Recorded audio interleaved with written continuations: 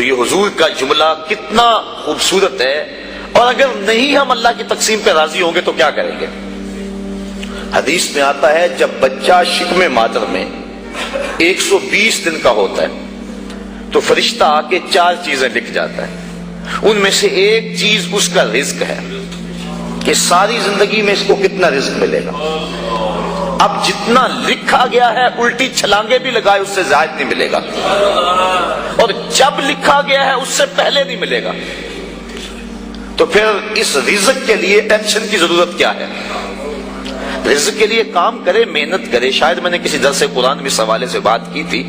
حضرت شیخ سعدی شیرازی فرماتے ہیں کہ ایک شخص جنگل میں گیا، اس نے دیکھا ہے کہ ایک لومڑی ہے جس کے ہاتھ پاؤں ہی نہیں ہے۔ سوچنے لگا مالک اسے رزق کیسے دیتا ہوگا؟ تو درخت پہ چڑھ کے بیٹھ گیا۔ تھوڑی دیر کے بعد شیر آیا، اس نے شکار کیا اور پس خوردہ چھوڑ کے چلا گیا۔ وہ رینگتی رینگتی آگے بڑھی اور پس خوردہ کھا کے پیٹ بھر لیا۔ اب اس نے کہا کہ جب اس لومڑی کو اللہ عطا فرماتا ہے، میں تو اس کا بندہ ہوں، میں کیوں محنت کروں؟ اس نے محنت چھوڑ دی۔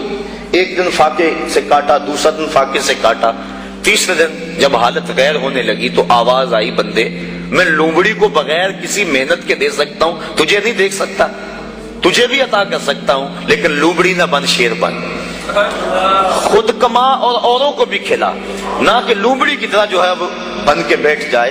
یہ بھی حکم ہے محنت کرنے کا، لیکن محنت کرنے کا، سعی کرنے کا حکم ہے، ٹینشن لینے کا حکم نہیں ہے۔ ہماری ذمہ داری نہیں، ہمارا کام ہے کام پہ چلے جانا۔ دیکھو نا، آپ کسی فیکٹری میں کام کرتے ہیں، 8 گھنٹے کی ڈیوٹی ہے وہاں کام کی، تو آپ مزدوری کرتے ہیں یا کوئی کام کرتا ہے، مالک بیل دے کے آپ کو بلا لیتا ہے دفتر میں، 2 گھنٹے وہاں بٹھائے رکھتا ہے، آپ کو پریشانی ہونی چاہیے کہ وہاں کام جو ہے وہ نہیں ہو رہا؟ آپ کو کیا غرض؟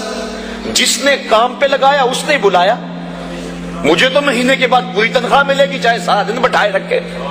تو ٹینشن نہیں ہوتی کہ 8 گھنٹے میرے پورے ہونے ہیں۔ جس رب نے رزق لکھا ہے وہ کہتا ہے چھوڑ کاروبار، حیا علی الصلاۃ، حیا علی الفلاح، آجا اب میری چوکھٹ پہ آجا، رات پڑ گئی اب سو جا، اب کام نہ کر۔ جس نے لکھا ہے، جس نے کام پہ لگایا ہے، وہ کہتا ہے اب جمعے کی اذان ہو گئی ہے، اب کاروبار بازار البیع، اب چھوڑ دے کاروبار۔ تو اب جس نے کام پہ لگایا وہی تو بلا رہا ہے، اور ہم کہتے ہیں تیرے بلانے پہ نہیں آئیں گے۔ تو مالک بلائے اور بندہ دفتر میں نہ جائے تو وہ فیکٹری سے نکالے گا کہ نہیں؟ یا حالات کشیدہ ہو جائیں گے کہ نہیں؟ ٹینشن بنے گی کہ نہیں؟ تو اگر آسودہ رہنا ہے، فیکٹری میں کام بھی کرنا ہے، تو پھر مالک سے بنا کے رکھنی ہوگی نا۔ اگر رزق اس کا کھانا ہے اور اس کی نہیں ماننی تو پھر اٹینشن تو ہوگی، پھر کہا جائے گا جی رزق بڑا ہے سکون نہیں ہے، پتہ نہیں کسی نے تویز ڈال دی ہوئے ہے، کسی عمل نے جادو کر دیا ہوا ہے، پھر مصیبت بنی ہے۔